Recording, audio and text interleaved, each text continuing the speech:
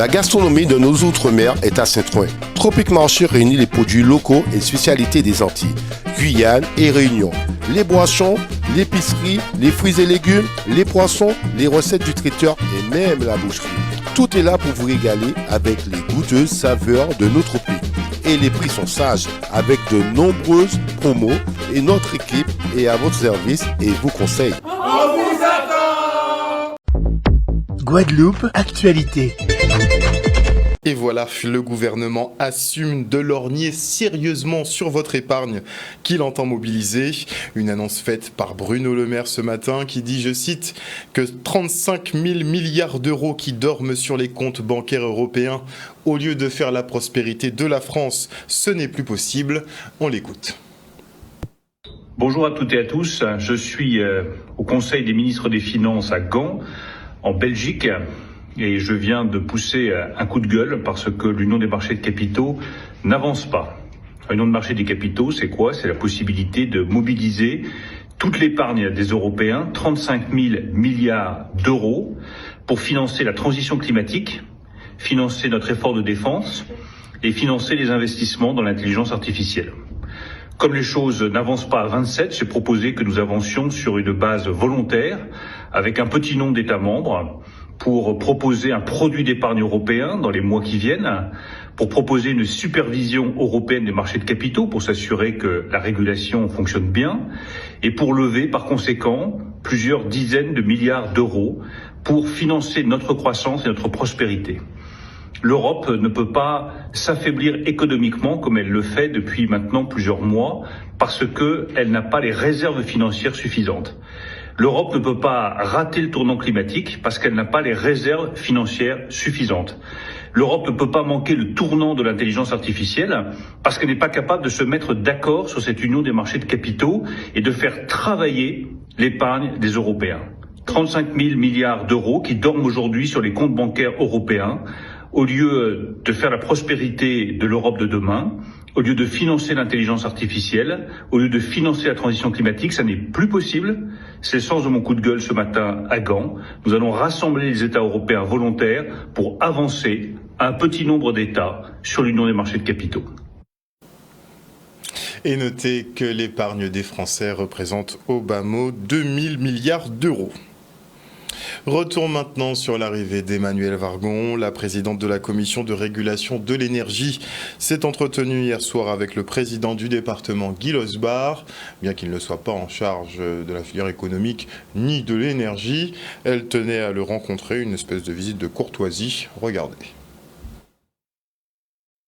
Il y a plusieurs sujets, notamment la transition énergétique, puisqu'on sait quels sont les objectifs, notre volonté, avec toutes les énergies renouvelables possibles au niveau de la Guadeloupe.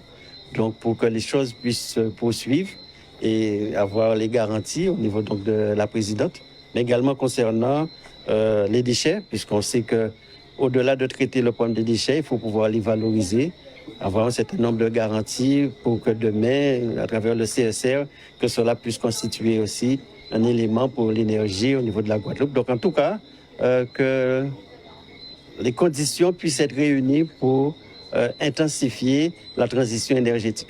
Pour moi, c'est important de rencontrer les grands élus. Bien sûr, la compétence est une compétence régionale et la programmation pluriannuelle de l'énergie, elle est faite avec la région et l'État.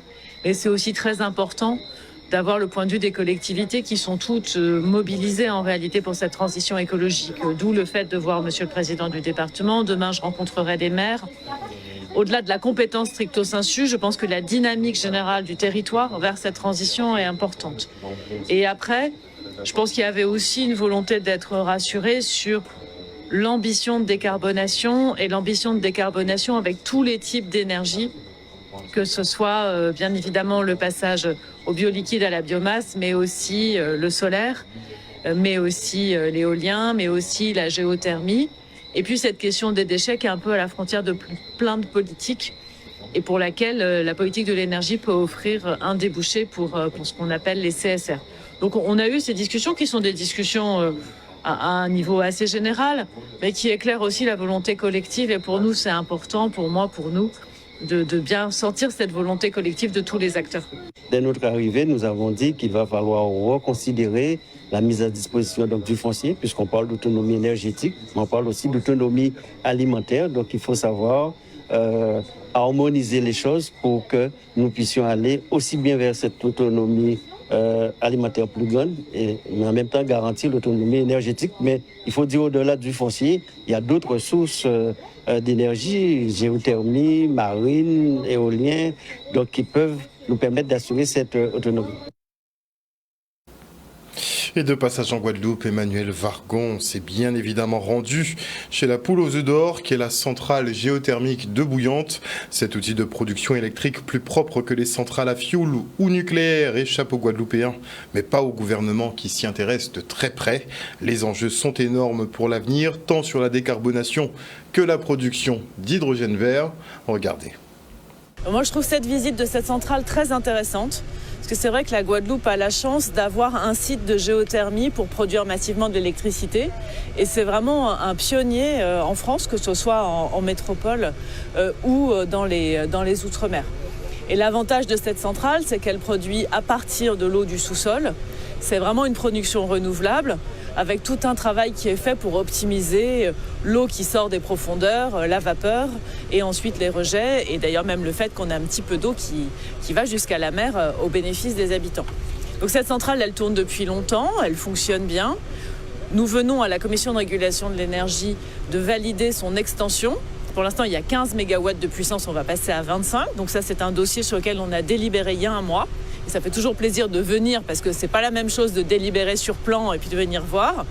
Et après, la programmation pluriannuelle de l'énergie, donc qui nous projette jusqu'à 2033, elle prévoit plus de géothermie. Et donc je suis là aussi pour discuter des nouveaux projets. Est-ce qu'on peut aller plus loin? Dans quelles conditions? Et voilà, ça c'est vraiment tout le sujet. Il y a des projets à plus long terme. L'objectif étant, nous avons le sentiment que le réservoir d'eau bouillante au sens large nous permettra d'aller jusqu'à 50 MW installés. Eh bien, notre objectif, c'est d'aller jusqu'à 50 MW installés. Mais aujourd'hui, je ne vous donnerai pas de date parce que, step by step, travaillons d'abord B1 bis, arrivons d'abord aux 30 que j'ai évoqués, et puis après, nous travaillons le reste parce que c'est quand même des projets qui se travaillent sur le long terme. Mais ça arrivera, ça arrivera. Je rappelle qu'à Bouillante, nous, on a cru à la géothermie depuis les années 95, parce que je rappelle que si on ne s'était pas battu à côté de d'autres, ici, on serait sur un musée. Donc on ne serait pas, comme dit l'ancienne ministre présidente d'Acreux, sur un fleuron de la géothermie, aussi bien à la Caraïbe qu'au niveau national. Donc je ne peux qu'accepter cette visite avec satisfaction. Et puis c'est aussi le moment où ça permet aux décideurs nationaux de prendre conscience des réalités des territoires. Parce qu'effectivement, la centrale géothermie, vue sur une carte, bon, c'est pas très parlant venir à Bouillante, de voir qu'effectivement, autour, il y a une population qui nécessite une attention particulière par rapport aux nuisances qui subsistent malgré tout. Une ville qui essaie de se développer et qui a besoin de ressources. Et donc, la nécessité, effectivement, de prendre conscience que quand on demandera une revalorisation de la redevance sur la géothermie, qu'il faudra en tenir compte. Et puis surtout, quand la ville, depuis tantôt, qui a demandé à rentrer au capital de la géothermie, remettra la question sur la table pour qu'on comprenne qu'effectivement, c'est une nécessité. Il y a plusieurs porteurs de projets qui sont prêts à avancer dans la géothermie et on a vraiment des possibilités assez importantes. Donc il faut voir comment est-ce que les projets mûrissent. Parce qu'évidemment, c'est toujours assez long entre les premières explorations jusqu'au bout du projet. Donc ça va faire partie des débats avec les élus, avec les acteurs économiques. Une centrale géothermique qui a été construite et financée, je le rappelle, par les Guadeloupéens. Le CHU de Pointe-à-Pitre, lui, lance un appel au don de lait maternel pour les bébés prématurés. On écoute le docteur Pierre-Yves Wachter, chef du service de réanimation néonatale, au micro de Solène Fèvre. On a toujours eu besoin de lait maternel pour les nouveau-nés prématurés. La situation actuelle, ce qui a changé, c'est qu'on a une période où effectivement il y a eu moins de dons, parce que c'est des dons qui sont en quelque sorte un peu en flux tendu, et du coup l'approvisionnement dépend du nombre de mamans qu'ils donnent. Cette période est rendu d'autant plus difficile que le lait de lactarium qu'on reçoit ici en Guadeloupe vient du lactarium de Marmande, qui se situe à côté de Bordeaux en France métropolitaine. Et ce lactarium va être entré bientôt en travaux.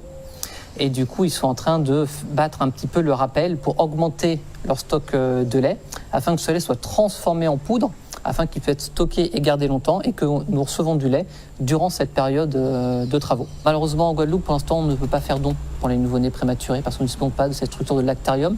C'est une structure qui nécessite des équipements spéciaux de stérilisation, de conservation, d'analyse du lait, parce qu'il faut savoir que le lait de lactarium donné aux prématurés est analysé de manière très fine et répond à des normes d'hygiène très élevées. Donc ça se fait uniquement dans certains points en France. C'est pour ça que du coup, il n'y a pas tant de lactarium que ça. Et du coup, cet appel aux dons, il est essentiellement serait destiné à la France métropolitaine, aux mamans qui se trouvent de l'autre côté, afin qu'elles puissent faire don de leur lait qu'elles peuvent avoir en surplus. Il y a un site, l'association des lactariums de France. Elles peuvent chercher du coup effectivement sur Internet les coordonnées du lactarium le plus proche de chez eux, afin de connaître les modalités pour faire don. Après, cette période est censée être une période qui est transitoire. Nous retrouvons un fonctionnement, je l'espère, normal avec le lactarium de Marmande. Mais il faut savoir que par la suite, c'est un des projets de l'hôpital ainsi que du pôle par enfant.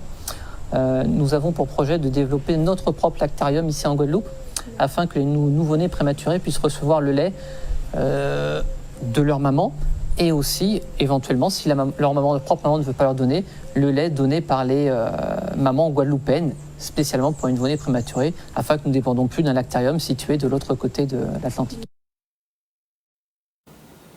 Et on part maintenant pour l'inauguration du City Stade d'EDL. Le plateau sportif porte le nom de Fritz Mathiazin, ancien footballeur notamment de la Red Star, qui a aussi beaucoup œuvré pour sa ville. Regardez. On a voulu mettre au honneur Fritz Mathiazin, qui a été un footballeur adhéré à Bemao, à la Red Star, au Sporting de Bemao, qui a été aussi un joueur sélectionné, qui fait du triathlon, qui fait de la course de canot à voile, vraiment un désien vraiment engagé, un ami avec qui j'ai joué au football. Nous étions stoppeurs et libéraux. Donc j'ai fait la proposition à Madame le maire, Madame Janima, qui l'a accepté tout de suite, et on a vu son émotion aujourd'hui de savoir qu'il est honoré. Mettre en avant ceux qui ont fait la Guadeloupe, ceux qui travaillent pour la Guadeloupe, que je pense pas en culture, de leur vivant, pour moi, c'est une chose très importante. On l'oublie souvent. Permettre à des jeunes de connaître qui était qui a fait pour la commune, qui s'est engagé pour la commune, et surtout avoir un exemple pour la jeunesse de demain. Donc c'est une fierté aujourd'hui, et d'ici quelques temps, c'est à Sainte-Rose où on n'aura pas un city stade, mais un futsal. Donc nous continuons les mises à disposition, les inaugurations. Il nous reste encore une bonne dizaine ou 15 à faire, mais nous sommes vraiment contents de ces réalisations en direction de la jeunesse guadeloupéenne. Comme je dis, c'est maintenant qu'on voit la hauteur, l'ampleur de cet événement. Je le dis, toujours dit, je ne m'y attendais pas. Quand on m'a annoncé la nouvelle, mais j'ai pris du temps pour comprendre. Et c'est dit pourquoi. Parce que moi, j'ai toujours fait sans compter. Parce que quand vous encadrez des jeunes, vous êtes avec les jeunes, vous partez, dès que vous avez les jeunes en main, ils sont sur votre responsabilité. Et je peux vous dire, j'ai pas subi, mais des choses qui m'auraient permis d'arrêter tout de suite, parce que je peux vous dire 2 ou 3 fois, la BAC est venue m'enlever sur un terrain de football, rencontre des jeunes. Et c'est là que je disais, c'est important d'encadrer notre jeunesse pour qu'ils puissent être demain des champions du monde de leur vie. À travers cette manifestation, c'est de montrer aux jeunes les valeurs dont on parle, pour que ces jeunes voient ces valeurs en action, en fait. C'est un homme qui s'est toujours dévoué, qui a travaillé avec rigueur et qui va laisser son empreinte aujourd'hui au niveau de ce City Stade qui a été réalisé par le conseil régional sur un terrain mis à disposition par la commune et qui devra être un lieu d'échange, de rencontre, de partage entre toute la population du quartier, mais aussi au niveau des autres jeunes de la commune.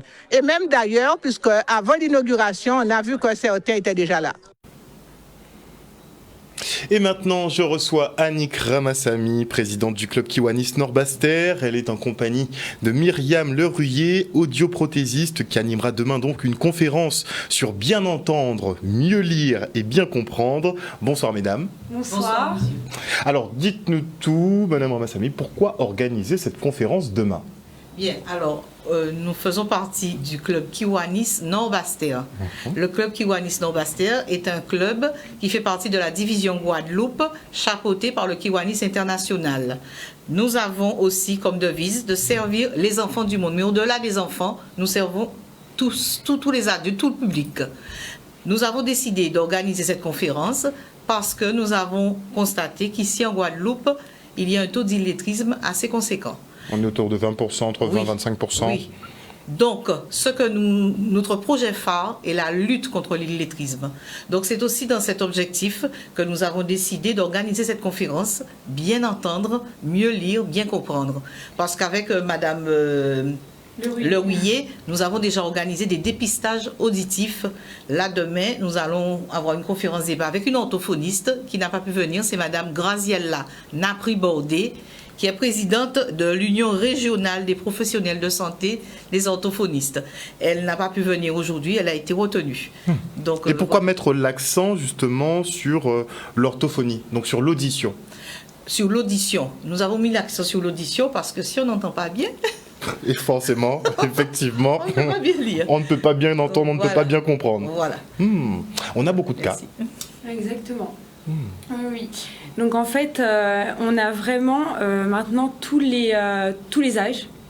Donc en fait, du plus jeune au plus vieux, on peut avoir tout à fait. Des la pertes perte auditives. d'audition ne concerne pas uniquement les seniors à partir de 70 ans. D'accord. Donc c'est pour ça qu'on a fait plusieurs événements avec Madame Ramassamy, le club Kiwanis, justement, pour proposer des dépistages auditifs gratuitement à toute la population. C'est vrai, mais comment on fait pour déceler? Pour les personnes âgées, bon, on est un petit peu plus alerte, un peu plus attentif, donc on arrive à s'en apercevoir. Mais chez un jeune enfant, je ne sais pas, 8-10 ans, comment on fait pour se rendre compte qu'il a du mal à entendre? Alors on a des signes.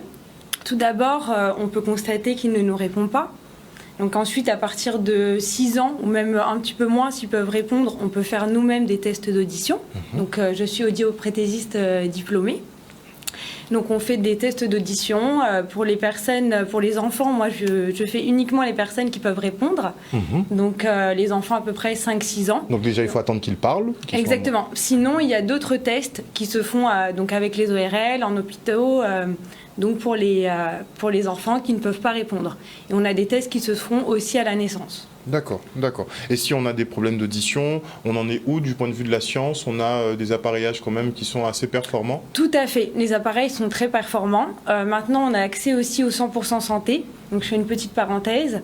Donc, on a notre président qui a bien fait les choses. Donc, en fait, avec un contrat responsable, donc avec la mutuelle, vous pouvez avoir des appareils auditifs qui sont pris en charge totalement. Donc ça, c'est vraiment... Donc à 100%, ça peut être pris en charge à 100%. Exactement. D'accord. Voilà. D'accord. Donc il peut y avoir une prise en charge complète. Les appareils sont performants, de qualité. Il y a l'évolution, elle est vraiment spectaculaire. Donc vraiment, j'invite tout le monde à se dépister. Voilà. Et donc demain, conférence? Exactement. Donc en fait, le thème, c'était vraiment bien entendre, mieux lire, bien comprendre. Et c'est un sujet qui... bien entendre, tout de suite bien entendre, on pense à audition. Clairement. Le mieux comprendre également, parce qu'on peut bien entendre, mais pas forcément comprendre aussi.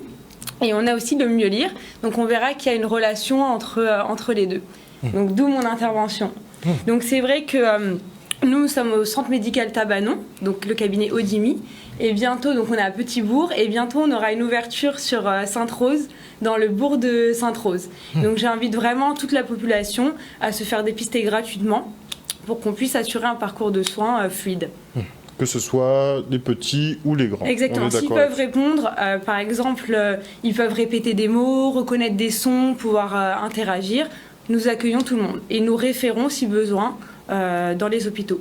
Voilà, on assure vraiment une facilité du parcours de soins. Ce qu'on veut, c'est qu'il y ait vraiment une synergie entre les professionnels de santé, que les personnes puissent être accompagnées. Parce qu'il faut savoir, c'est que les appareils auditifs, vous avez un suivi qui est de 4 ans.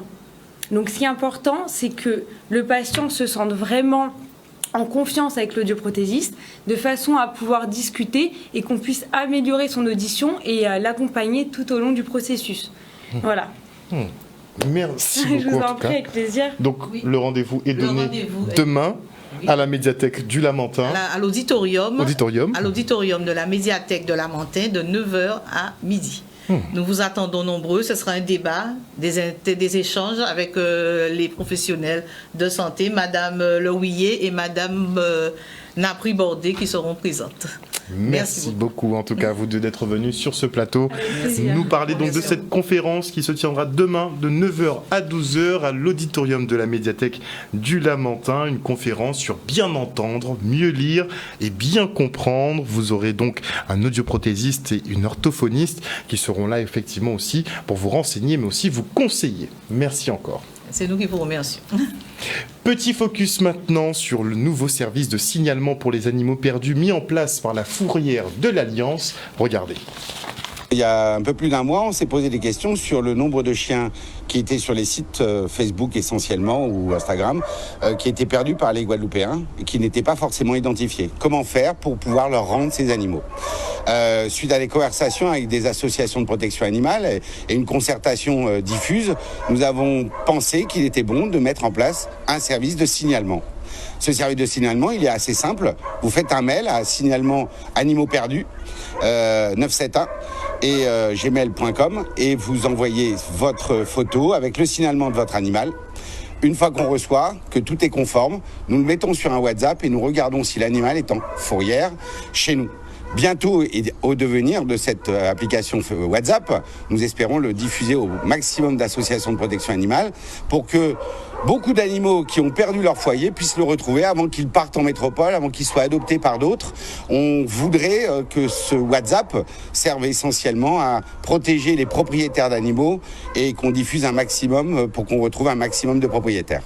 Alors sur un mois, on est relativement content. Maintenant, on ne peut pas être content d'animaux perdus, mais on a 30 signalements, 29 exactement, en un mois, ce qui prouve quand même que ce service est plus qu'indispensable.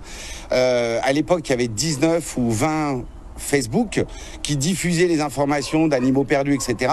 Aujourd'hui, on voit bien qu'en diffusant une adresse mail, un WhatsApp, on peut être opérationnel et on a déjà rendu des chiens grâce à ce service. Aujourd'hui, on ne peut rendre, nous, en tant que fourrière, que des animaux à leurs propriétaires.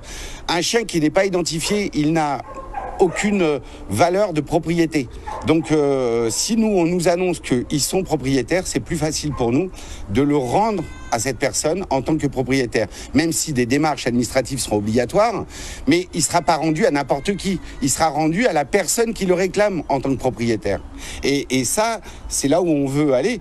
C'est qu'on ne peut pas, nous, donner des chiens à n'importe qui. Ça doit être qu'uniquement aux propriétaires. Donc, comment faire pour faire reconnaître qu'on est propriétaire ? Le signalement, ça va nous permettre à nous de vraiment confier ce chien au propriétaire. Un reportage de Maxime Morel. Et avant de se quitter, on part pour le récap des infos majeures de la semaine.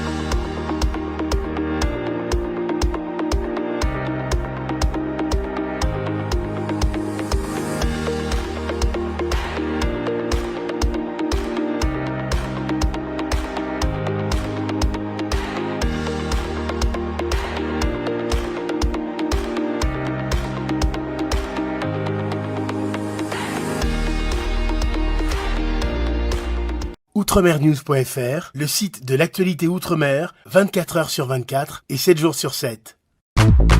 Retrouvez la chaîne Outremer News sur YouTube.